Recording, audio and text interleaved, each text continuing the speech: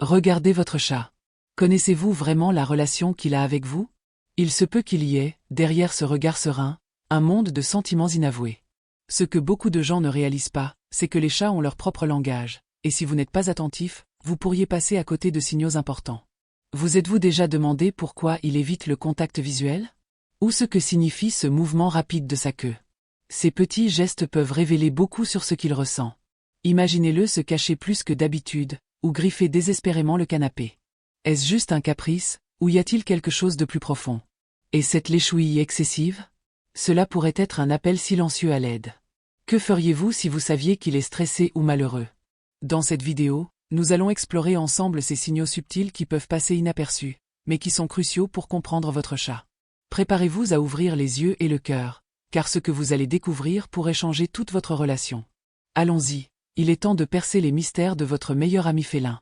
Contact visuel et confiance. Quand je regarde dans les yeux de mon chat, je ressens une connexion spéciale. Le contact visuel prolongé, pour eux, est comme un câlin invisible. Il est intéressant de voir à quel point ce geste simple peut signifier tant de choses. S'il me fixe pendant un bon moment, je sais qu'il est à l'aise et heureux près de moi. En revanche, quand il détourne le regard ou évite le contact, je sens que quelque chose ne va pas. Cela peut être un signe de méfiance ou qu'il ne se sent pas à l'aise. C'est comme si le regard était une fenêtre sur l'âme féline, révélant ses sentiments les plus profonds. La confiance que j'ai construite avec mon chat ne s'est pas faite du jour au lendemain. C'est un processus graduel, où nous avons appris à nous comprendre. Chaque fois qu'il fixe les yeux sur moi, je sens que nous sommes en harmonie. C'est une danse silencieuse d'émotions et de sentiments. À travers le regard, il me montre qu'il se sent en sécurité, qu'il me fait confiance. Lorsqu'un chat se sent menacé, il a tendance à éviter le contact visuel, comme s'il disait « Je ne veux pas de conflit, je veux juste rester tranquille ». Cette communication non verbale est fascinante et très riche. De plus, je réalise que le contact visuel n'est pas seulement une question de confiance, mais aussi d'affection. Quand il cligne lentement des yeux, c'est comme s'il me disait « Je t'aime » à sa manière féline. Cet échange de regards et de gestes est une manière de renforcer nos liens, et j'adore chaque moment de cela. Le langage des chats est complexe, mais le regard est l'un de ses signes les plus puissants. En comprenant cela, je peux me rapprocher davantage de mon ami à fourrure. D'un autre côté, si un chat évite de regarder dans les yeux, cela peut être un signal d'alarme. Il est important de prêter attention à ces signes, car ils peuvent indiquer un inconfort ou une anxiété.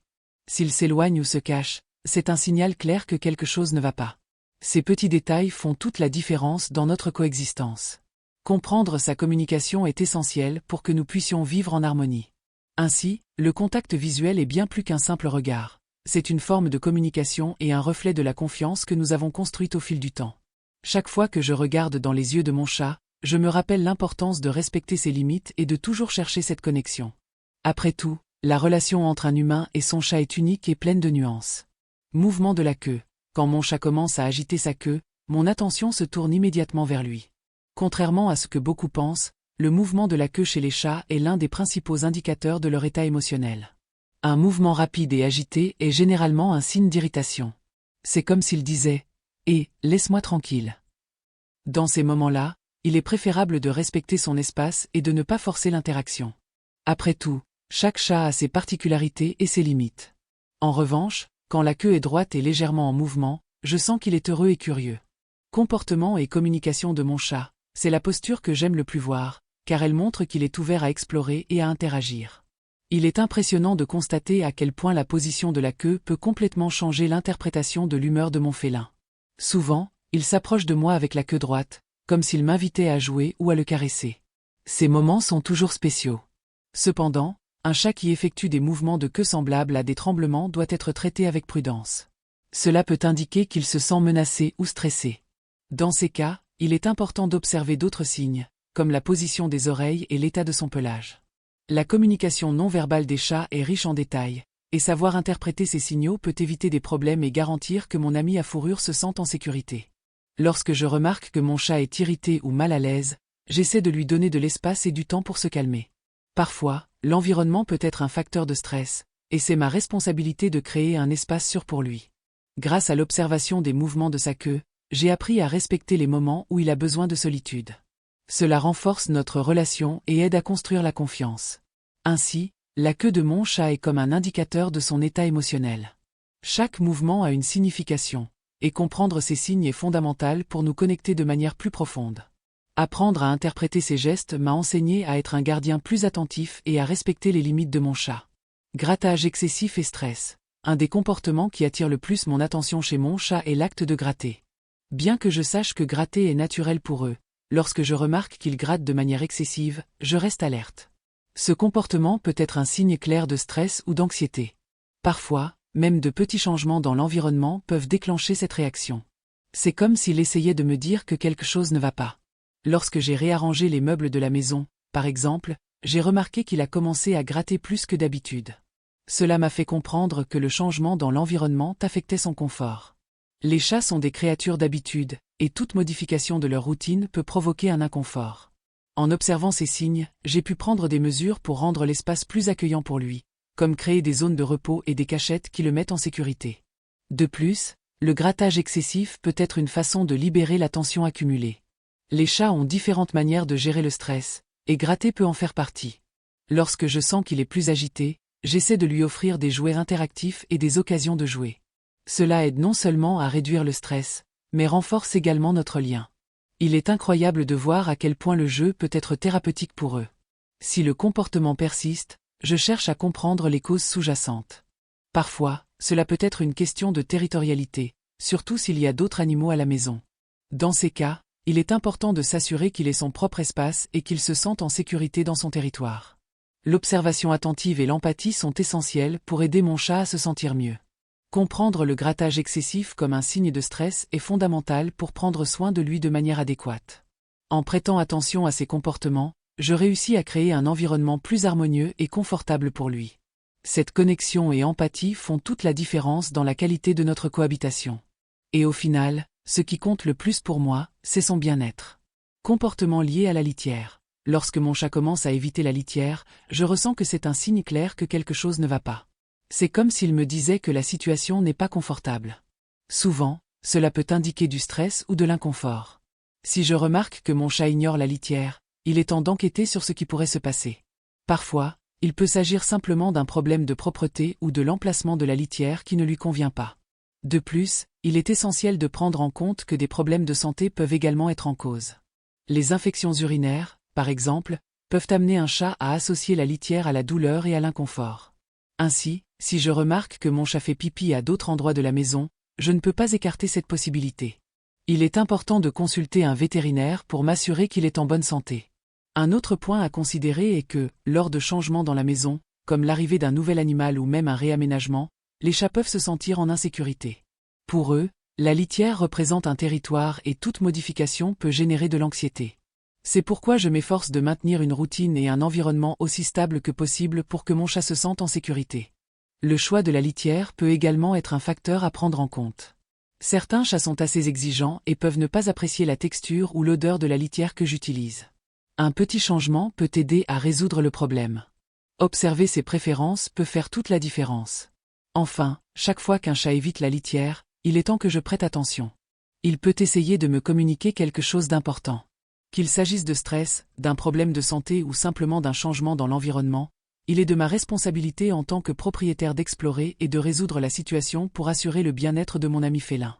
Léchage excessif comme signe de disconfort. Le léchage excessif chez les chats est un comportement qui ne doit pas être ignoré.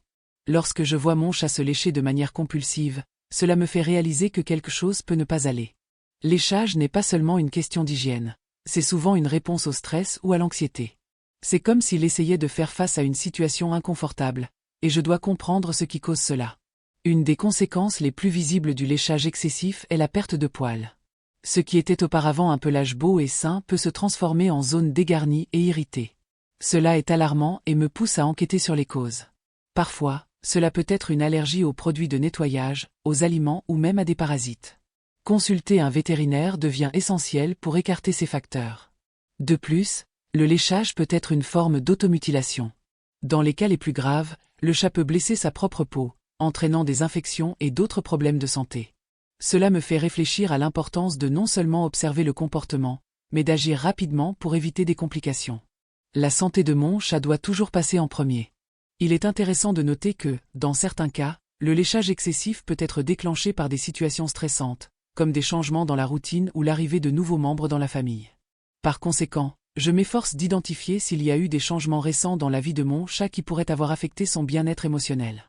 Créer un environnement calme et sécurisé peut aider à réduire cette anxiété. Enfin, en remarquant le léchage excessif, je ne me préoccupe pas seulement de l'apparence physique de mon chat, mais aussi de son état émotionnel. C'est un signe que je dois être attentif à ses besoins et chercher des solutions qui favorisent son confort et son bonheur.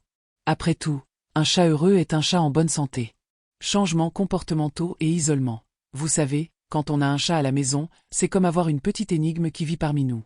Ils ont leurs manies, leurs préférences, et souvent, leur manière particulière de se comporter. Mais que se passe-t-il lorsque ce comportement change? Un chat qui était autrefois sociable et adorait se mêler à nous commence soudainement à se cacher? Cela peut être un signe que quelque chose ne va pas. J'ai appris que ces moments d'isolement peuvent être indicatifs de stress ou d'inconfort. Et, sincèrement, c'est préoccupant. Quand mon chat a commencé à passer des heures caché sous le lit, je me suis demandé s'il cherchait simplement un endroit tranquille ou s'il y avait quelque chose de plus. Parfois, on pense que ces petits êtres sont indifférents à notre monde, mais ils ressentent et réagissent à tout ce qui se passe autour d'eux. Des changements dans la routine, des bruits forts ou même l'arrivée d'un nouveau membre dans la famille peuvent déclencher ce comportement. C'est comme s'ils essayaient de se protéger de quelque chose qu'ils ne peuvent pas comprendre. En observant ces changements, j'ai réalisé qu'il était essentiel de prêter attention à la façon dont mon chat interagit avec son environnement. S'il commence à éviter les autres membres de la maison ou à se renfermer davantage, cela peut être un signe d'alerte. L'isolement peut être le reflet d'anxiété ou de peur. J'ai déjà vu des cas où un chat qui était autrefois le roi de la maison s'est simplement éloigné, ce qui a poussé ses propriétaires à enquêter sur ce qui se passait. Parfois, un simple déplacement de meubles peut causer un stress inutile. Et ce n'est pas seulement le changement d'environnement qui compte. Parfois, une modification de notre propre routine, comme un changement d'horaire ou un nouvel emploi, peut les affecter. Ils sont des créatures d'habitude, et toute rupture dans cette routine peut les rendre anxieux. Lorsque mon chat a commencé à passer plus de temps caché, j'ai compris que je devais être plus observateur et compréhensif. Ce n'était pas juste une phase, c'était un appel à regarder de plus près et à essayer de comprendre ce qui se passait dans sa tête. Enfin, ce que j'ai appris de tout cela, c'est que la communication avec nos félins va au-delà du toucher et du jeu. Il est crucial d'être attentif aux signes qu'ils nous envoient. L'isolement peut être un cri de détresse, une manière d'exprimer que quelque chose ne va pas. Et, en tant que responsables de ces petits êtres, nous avons l'obligation d'enquêter, de prendre soin et de garantir qu'ils se sentent en sécurité et aimés chez nous. Après tout, un chat heureux est un chat qui se sent libre d'être qui il est vraiment. Alors, maintenant que nous avons exploré les signes qui peuvent indiquer que votre chat n'est pas aussi heureux que vous le pensiez, il est temps de réfléchir à comment nous pouvons améliorer cette relation. Rappelez-vous, nos amis félins sont des êtres sensibles et ont besoin d'un environnement sûr et accueillant. Avez-vous déjà pris le temps de penser si vous donnez suffisamment d'espace à votre chat? Ou s'il a un endroit tranquille où se cacher quand il en a besoin? Essayez d'observer de plus près ses réactions. Le contact visuel et les gestes d'affection sont importants, mais respecter l'espace de votre chat est essentiel.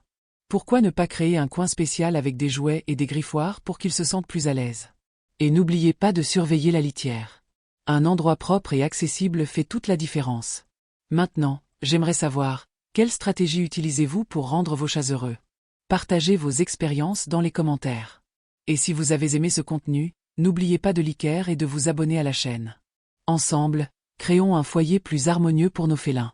À bientôt, tout le monde.